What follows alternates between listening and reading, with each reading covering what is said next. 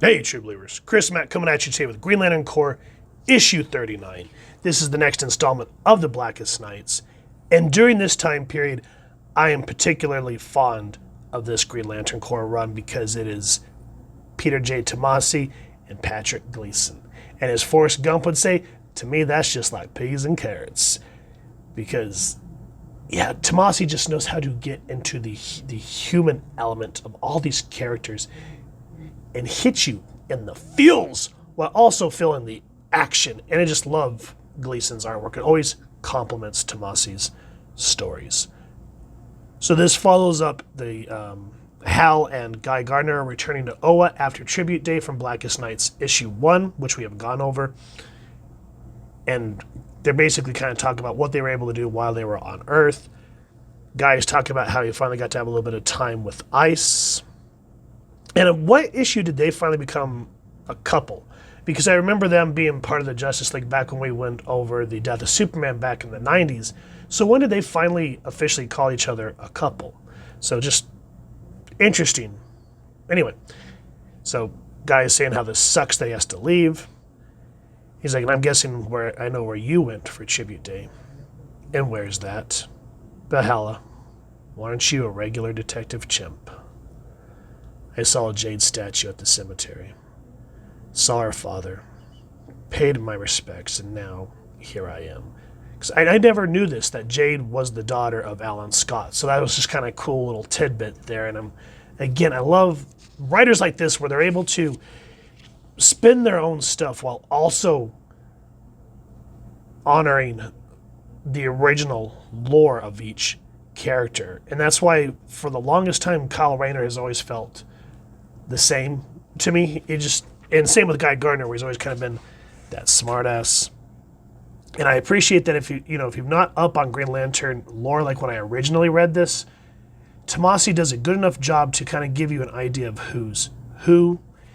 And yet it kind of feels wordy, but nonetheless, you're learning something and you're engaged. It's not just like word vomit. You actually feel like this is moving somewhere. And Hal and Guy's kind of poking at Kyle about you need to be here in the present. The dead's dead. He's like, but maybe seeing Jade in that sapphire is a way of asking myself whether, but nothing. The heart that's beating is the one you jump off the cliff for. And he's like, you see that? Yep, 2 greenies coming up at 12 o'clock.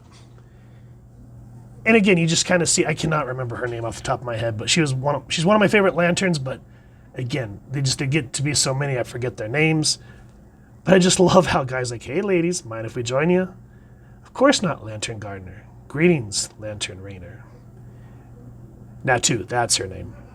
And if I'm not mistaken, I think Natu, if I'm wrong, feel free to make fun of me down in the comments, but I think she's the daughter of Sinestro. But you can kind of start to feel the sparks between these two. You can tell that Kyle wants her and she wants him, but nothing is, happening per se. And it's just great little camaraderie as you see them kind of poking at one another, but then something happens. The invasion of the Black Rings. And I just love, this is my favorite part, where out of all of them, not too surprised. They're just kind of like, what's going on? And of course, Guy's the one that gets punched in the face and just kind of, I don't know. That's why I always love Guy Gardner. He's a dick, yes, don't get me wrong. But he's the guy that you love to hate, like Rowdy Piper, for example. But anyway, before we go further into this and this invasion of the Black Rings, let's talk about Fade to Black. This is Peter J. Tomasi's story in words, Patrick Gleason, penciler, Rebecca Buckham and Tom Nugent doing the inks, Randy Mayer color, Steve Wynn's letter, and there's everyone else that's working on the book. But again, just like we saw in Green Lantern 44, another excellent splash page showing the effect that these Black Rings have on the entire universe and not just Earth. And of course, now this is another part that I had to look up myself. This is called Daxam. And Jeff Johns touched on it in his run, and it goes further back to, I think, the 90s. I'm not 100% sure on that, but this is another one of my favorite Lanterns. Arisia, I think that's how you pronounce her name. And if you guys remember from the mid-2000s, what was it? I think it was around, I don't remember if it was when the books came out in '09 or if it was a year later, but DC Direct released an action figure line of these. And we've gone over Larifleeze, so I'll leave a card somewhere here in the review so you can check it out. But they released a version of her, and I never saw her here in my hometown, so I missed out on her. So I'm hoping to get my hands on her. And if you guys are looking to get rid of yours, hit me up. Anyway, she's on Daxam, trying to help this colony rebuild. They were attacked by the Sinestro Corps, and one of the lanterns, we'll get into here in a minute, it was his home planet. And essentially what he does is he turns their sun from red to yellow. So they're kind of like the Kryptonians. They now have superpowers. But you can see they start to get a little cocky, especially this colony leader. They say, we found this one still breathing, Senator. Throw him on. It's like no. But they just toss the dude into the fire alive. Now, this is where you can get hairy when you talk about war. The Sinestro Corps invaded this planet. I can understand how they have no sympathy.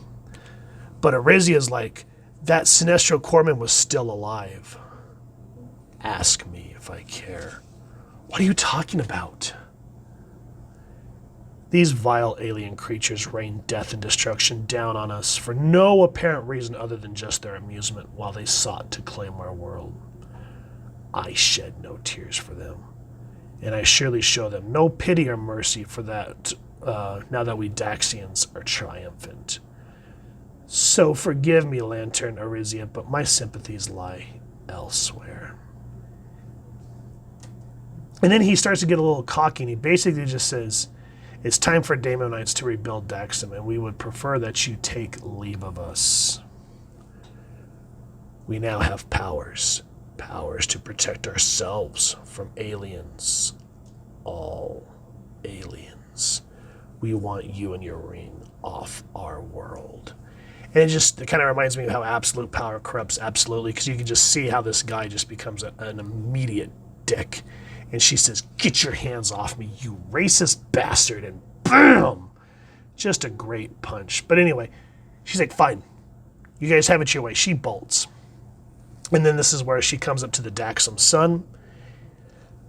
And this guy, Sodom, he basically took the ion power after Kyle Rayner and used it to reignite Daxium's sun and to turn it yellow.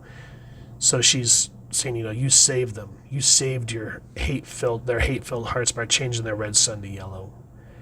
And I would give anything right now to have the power to come in there and pull you out, have you with me again, and tell you what I should have. But it's too late. Too late for words. And while that's happening, we see what's kind of happened to, again, this is Sinestro's homeworld. I always have a hard time pronouncing this. Krugar? Is it Krugar? I always call it Kroger, but I always think of the generic brand at the grocery stores. But I think it's Krugar. Let me know if I'm wrong. But essentially what happened is Mongol has become the leader. And I like Mongol and, oh my God, I almost call him Deathstroke. What's his name? Darkseid. They have Thanos' personality, but I feel like they're more deadly than Thanos, because Thanos simps after Lady Death in the Marvel Universe, as were Mongol and, what do you call it? I keep wanting to say Deathstroke. You guys know who I'm talking about. It's just one of those mornings. But anyway, listen to the way he introduces himself on Kruger. He goes, first impressions, as they say, are everything. I wanted to make one on you immediately.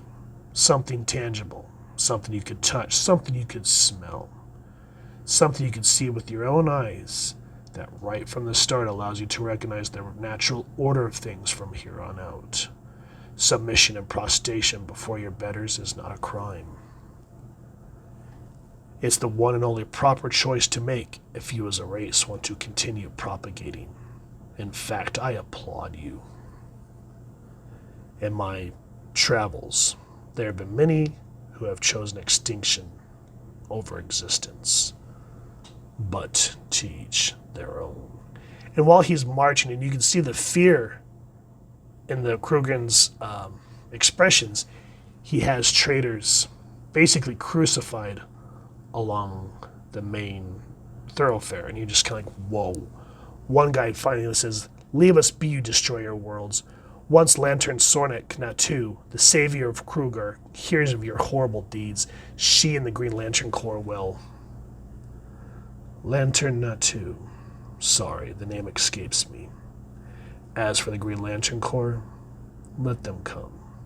Let them die. I do think it's time you embrace this new situation you're in from a new perspective. I am the savior of Kruger. And as you can see, your main avenue is long as it is wide.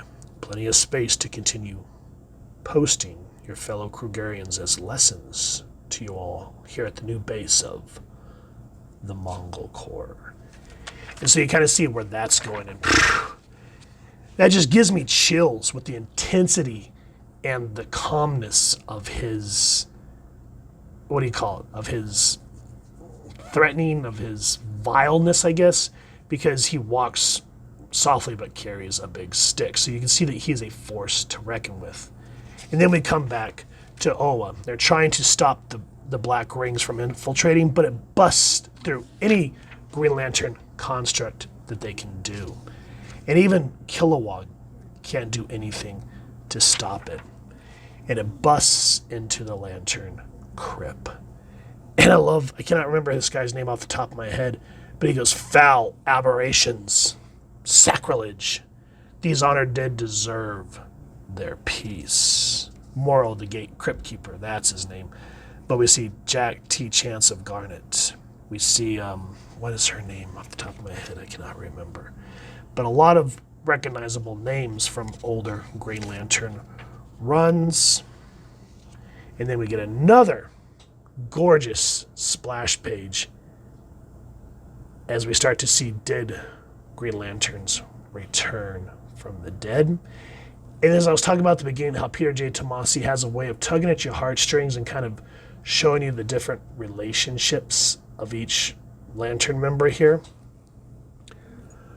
We get a moment where we see, "Hello, Kyle, my love."